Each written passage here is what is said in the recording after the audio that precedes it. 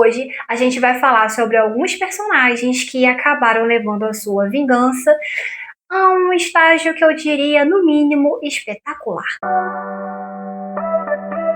Olá pessoal, aqui é a Hannah e hoje a gente vai falar sobre alguns livros de suspense em que aquele ditado de vingança é um prato que se come frio é levado tão ao pé da letra que você fica até com medo. Mas antes da gente falar deles, eu quero falar uma coisinha com vocês. Eu hoje estou fazendo esse vídeo de uma forma um pouco diferente, né, deixando a câmera um pouco mais longe, e aí eu quero que vocês me falem se desse jeito ficou melhor, para poder vocês me verem melhor, também ver melhor o cenário, ou se é melhor do jeito que eu fazia antes, um pouco mais pertinho de você. Me deixa aqui nos comentários para eu ter o feedback, beleza? E também aquele recadinho básico, se você ainda não se inscreveu aqui no canal, então você se inscreve, deixa o seu like também, porque assim o YouTube vai entender que esse conteúdo é relevante e vai levar para mais pessoas. E entre os personagens mais vingativos que eu já vi em literatura, acho que um se destaca até mais do que todos os outros, que é a Fay de Gaiola de Ouro. Esse livro é um suspense sueco, e aqui a gente conhece a história pelo ponto de vista da nossa protagonista, que é a Fay, que ela é a esposa troféu que causa inveja em todo mundo, principalmente porque ela aparece em muitas matérias de jornais e revistas, já que ela é casada com um dos empresários mais ricos do país, e também tem uma filha bem bonitinha, bem cuidada, tem uma família perfeita, família feliz, que sempre aparece sorrindo em todas as fotos, está sempre presente em todos os bares beneficentes, em todas as festas de aniversário, sempre com aquela família unida, bem comercial de margarina, sabe? Mas quando a gente olha nos pequenos detalhes, principalmente quando a Fay começa a nos contar esses detalhes, a gente percebe que isso é tudo uma fachada e que dentro de quatro paredes as coisas não funcionam bem assim. Além disso, o marido dela parece não ter muita gratidão por todo o esforço que a Fay acaba fazendo pela sua família. Por muita coisa que a Fay desistiu, por muita coisa que ela abriu mão para poder ser essa esposa troféu. E quando ela percebe que essa gratidão não vem muito do jeito que ela gostaria, na verdade ela traz o efeito completamente oposto, e ele ainda manipula ela o suficiente para achar que a culpa toda é dela, ela faz uma vingança espetacular. Um livro que me surpreendeu de diversas maneiras. Primeiro por conta do thriller mesmo, o suspense todo que tem por trás, porque tem um mistério, né, até por conta da própria história da Fay, de como que ela chegou para se casar com esse marido rico, também como ela vai articular essa vingança. Então foi um livro que ele surpreendeu em diversas maneiras e ele tem um final que, olha, é a cereja do bolo. Inclusive, é um dos meus favoritos da vida. Já foi lançado há algum tempo atrás, então ele já é antiguinho no mercado. Inclusive, ele está disponível no Kindle Unlimited, pelo menos até quando eu estava aqui gravando esse vídeo. Mas eu não sei se ele ainda está no catálogo, vale a pena você dar uma conferida. E ele também tem uma sequência, que é só Fay, que é a história da própria protagonista antes dela ser a esposa desse marido rico. Apesar de que a gente já tem um vislumbre disso em própria Gaiola de Ouro. E eu acho que essa sequência nem era muito necessária. Para mim, a história já tá bem fechadinha só no primeiro volume. E se você quiser conhecer essa vingança da Fay, só esse primeiro volume já basta, já é mais do que suficiente. Mas eu tenho certeza de que você vai se surpreender bastante. Eu não sei se acontece com vocês, mas alguns livros comigo são tão marcantes, mas tão marcantes, que eu acabo pensando numa música que defina ou o personagem ou a própria trama em si, quando eu vejo o caminho que vai tomando, e toda vez que eu pego no livro eu só consigo pensar na bendita da música e ela fica na minha cabeça grudada igual um chiclete. E com As Esposas eu não consigo parar de pensar num refrão de um pagode, que inclusive ele é bem conhecido, principalmente se a galera daqui do Rio de Janeiro estiver assistindo esse vídeo, ou também se você jogar aqui no YouTube você vai saber qual que é, porque o refrão dele fala: muito mais perigosa que bala perdida é mulher traída. Eu acho que esse refrão já resume bastante esse livro. Depois que vocês tiverem a chance de ler esse livro e também ouvir a música, me conta aqui nos comentários se de fato o que eu tô falando faz sentido. E aqui a gente tem a história de Seth, que é um cara que levou casamento a um patamar bem fora da caixinha. Ele tem 3 casamentos. Pois é, ele achou pouco ter apenas um e ele tem 3 ao mesmo tempo. Então, cada esposa tem a sua própria casa, cada esposa tem a sua própria rotina e espera num dia da semana, marcado na agenda com um horário fixo, para o seu marido estar em casa. A gente tem a história narrada pelo ponto de vista da esposa das quintas-feiras, que não tem nome, mas ela fala pra gente como é que é esse relacionamento, vai contando alguns detalhes de como é que é essa espera pela próxima quinta-feira, que é o dia que ele vai pra lá para poder dormir com ela, e aí eles aproveitam, jantam, enfim, tem um dia de marido e mulher mesmo, tem um relacionamento.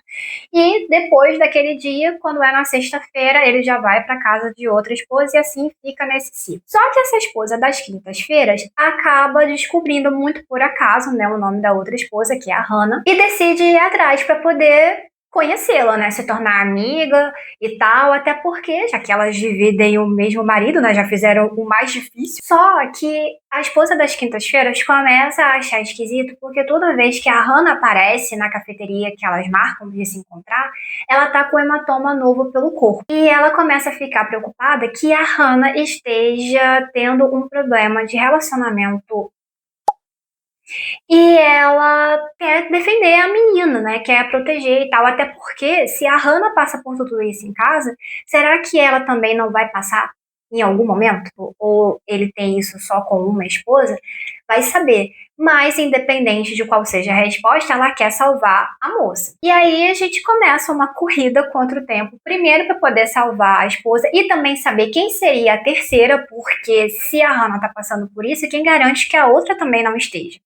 E ela quer salvar as duas, né? Fazer um elo, né, entre as três, para poder elas se unirem contra o Seth. Só que conforme vai passando o suspense, a gente vai começando a entender, mas também a duvidar de um monte de coisa que tá acontecendo. Porque como a gente só tem um ponto de vista da moça da quinta-feira, ela passa a ser não confiável e você fica sem entender se aquilo tudo é ilusão da cabeça dela, se na verdade tudo aquilo tá acontecendo, e você não tem uma resposta certa. Eu só sei que o desfecho dele é de explodir a cabeça. Só leia esse livro. E também me confirma se a música faz sentido. Outro livro com um personagem bem vingativo é Ghostwriter. Aqui a gente conhece Helena Ross, que é a nossa protagonista. E ela é uma escritora de romance. Sabe aquele romance bem água com açúcar, com aquele final feliz garantido? Não chega a ser uma comédia romântica, mas é aquele romance quase no conto de fadas. Com personagens bem agradáveis, que a gente gosta bastante, que a gente torce pelo final deles, e isso rende também muitos livros, bastante cópias vendidas, e também deixa ela num patamar bem alto em relação ao mercado editorial. E agora o seu público quer porque quer saber qual que é o último livro que ela vai lançar, porque já foi prometido pela editora, e ela até agora está fazendo um suspense sobre qual é o nome do livro. Só que conforme a gente vai conhecendo mais a Helena, a gente percebe que esses contos de fadas que ela escreve, na verdade, seria uma visão que ela gostaria de ter do mundo, porque a cabeça dela é completamente o oposto. Isso porque a Helena tem esses livros com esses romances mais água com açúcar como uma forma de paliativo em relação a um segredo que mexe muito com a cabeça dela e que envolve também a família dela. E foi uma coisa tão profunda, mas tão profunda, que talvez por isso ela tenha ficado doente.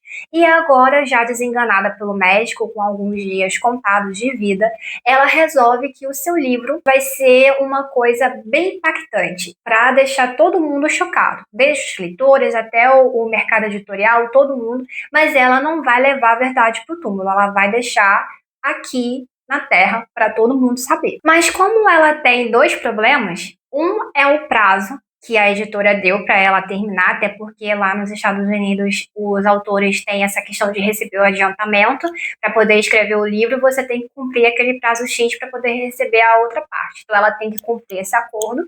E o outro motivo para ela correr é porque ela já está com os dias contados, né, de acordo com o médico, e ela quer garantir que o livro esteja pronto quando ela finalmente partir. E aí ela pede ajuda de alguém que ela jamais imaginou que ela ia pedir, que é um ghostwriter. E o ghostwriter, quando descobre qual que é esse segredo, né, depois de muito tempo, depois de demorar muito para poder lidar com a Helena e todas as suas manias, né, que ela tem em casa, ela tem uma relação bem conturbada, mas também uma relação de amizade que se transforma ao longo do tempo e que você acaba até gostando. E também tem essa questão do ghostwriter, se ele vai de fato levar adiante o último desejo da Helena ou se ele vai guardar segredo, porque nem ele é capaz de dizer o que realmente fazer com o que descobriu, porque é uma bomba.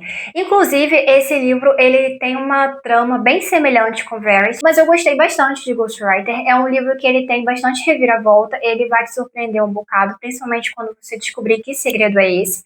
E eu acho que vai também te deixar marcado.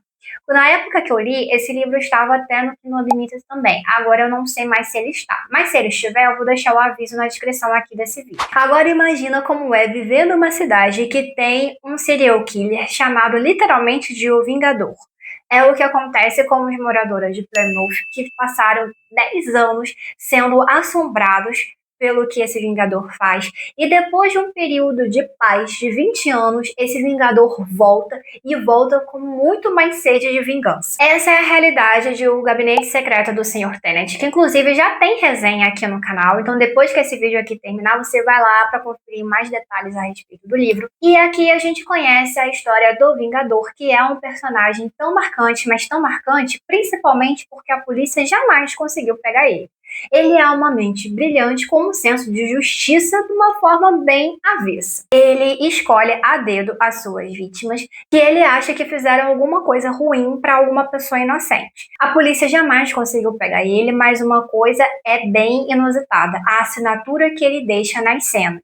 Isso porque as suas vítimas nunca são escondidas, elas são deixadas de uma forma que todo mundo veja, e não importa se você é sensível, se você não é, ele quer que todo mundo saiba que a justiça, ou melhor, a vingança, está sendo feita. Esse é um livro que se passa no mesmo universo de Sherlock Holmes, então espere muito mistério, muitas reviravoltas, um detetive que tem muitas peculiaridades também, já que ele também é uma mente brilhante, correndo atrás de um Vingador que também tem uma mente brilhante. É uma corrida contra o tempo, até porque a próxima vítima pode estar na esquina, a gente não sabe, e a gente quer saber se ele vai ser pego pela polícia ou não. Porém, entretanto, todavia, o final dele não agradou muito. Mesmo assim, eu recomendo que você leia, ele está disponível também no catálogo do Kindle Unlimited, é um suspense nacional, e depois você volta aqui e me conta nos comentários o que foi que você achou dele. E para fechar essa lista, até o último de nós traz uma história de um grupo de amigos que se conhece desde a época da escola, mas mesmo já adultos, já seguindo as suas profissões, tendo as suas próprias famílias, suas rotinas, ainda procuram se encontrar pelo menos uma vez por ano no verão para poder acampar e passar um final de semana longe dos filhos, longe dos compromissos, para realmente relembrar os tempos de escola. Só que nesse verão as coisas não vão dar muito certo. Isso porque no meio do caminho eles acabam se perdendo no meio da floresta e enquanto eles tentam encontrar a pousada, coisas muito estranhas começam a acontecer no meio da mata e um a um eles começam a sucumbir. E fica aquele mistério. Será que nós estamos sendo caçados por alguma outra pessoa aleatória ou será que é alguém do grupo que está fazendo alguma coisa contra a gente? Isso porque quando foi naquela época do passado, algumas coisas muito graves aconteceram. Agora pode ser que esses amigos que sabem os segredos bem pesados uns dos outros resolvam cobrar por isso, né? Para saber desses segredos ou para garantir que eles continuem sendo segredos mesmo depois de tantos anos. A gente não sabe o que está acontecendo, só uma coisa é certa: um a um está sucumbindo, e será que alguém vai sobreviver para contar essa história no final? Só lendo para saber.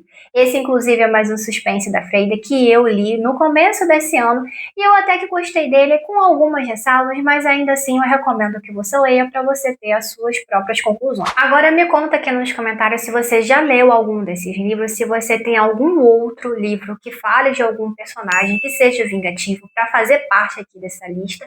Vamos trocar figurinhas, vamos conversar e também não deixe de conferir a tela final aqui porque pode ter algum outro vídeo que também possa te interessar. Até o próximo, tchauzinho!